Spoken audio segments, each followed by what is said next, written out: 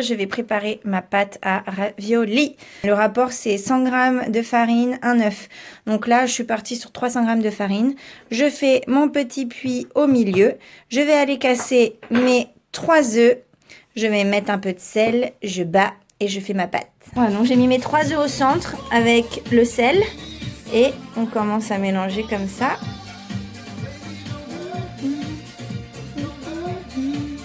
No more.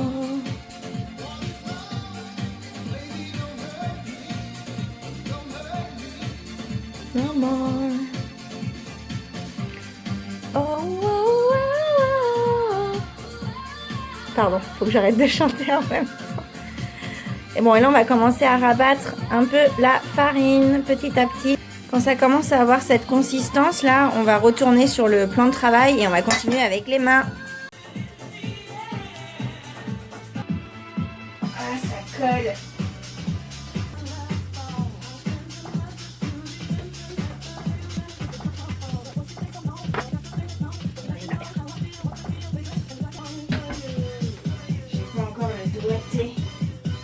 De l'étalage de pâte.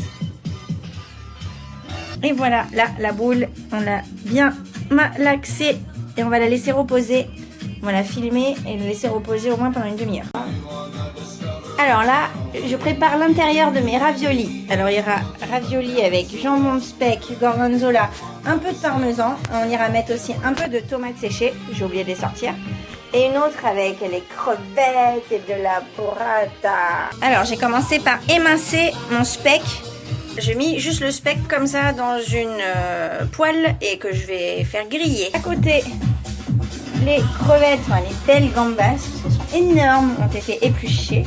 Et là, on a fait griller le speck et on laisse sécher tranquillou sans rien faire.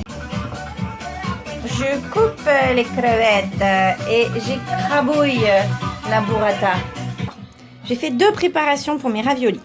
Dans une première préparation, de la burrata qu'on a écrasée avec des gambas, du poivre, du sel et du zeste de citron. Ici, j'ai mis gorgonzola, parmesan, tomates séchées et speck grillé. Et j'ai mis poivre et un peu de piment.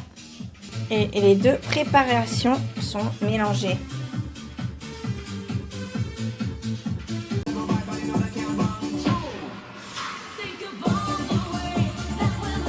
On va se mettre à étaler notre pâte avec la machine à pâte de Elena. Elle est belle. J'ai coupé ma pâte en 4 morceaux.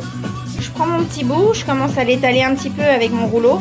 Puis après, je vais aller le mettre dans ma machine à pâte. Voilà, j'en ai fait des longs bandeaux comme ça. Je vais commencer à remplir la première raviole. On fait une petite quenelle avec notre cuillère. On veut une boule de cette taille. Et après, on va la mettre là. Parce qu'après, avec notre deuxième longueur de pâte, on va aller recouvrir tout ça.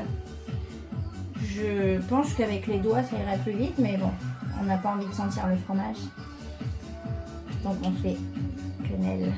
Donc si on fait des préparations un peu plus crémeuses, on peut utiliser la poche à douille, c'est quand même plus simple. En gros, il faut faire des petites crottes, quoi. Donc là, j'ai fait mes petites crottes et je vais aller recouvrir donc d'une autre pâte. On a mis la deuxième pâte et après, on colle les extrémités avec de l'eau. Mais alors surtout, il faut enlever bien l'air. Hein. Faut essayer un maximum d'enlever l'air de nos pâtes. Là, j'ai recoupé sur le côté pour que ce soit bien carré. Je fais vraiment, je fais tout pour enlever l'air. Hein.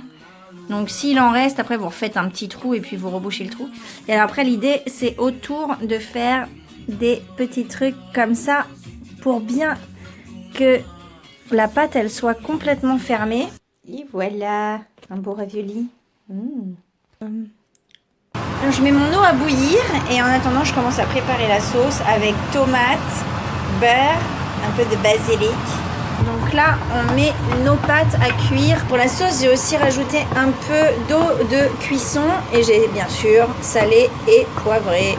Je mets les raviolis dans ma petite sauce pour finir la cuisson, mais j'essaie de ne pas casser les raviolis. Faut tester au niveau de la cuisson parce que 4 minutes là c'était un peu short, donc c'est plutôt 5-6 minutes. J'avais mis aussi du concentré de tomate dans la sauce.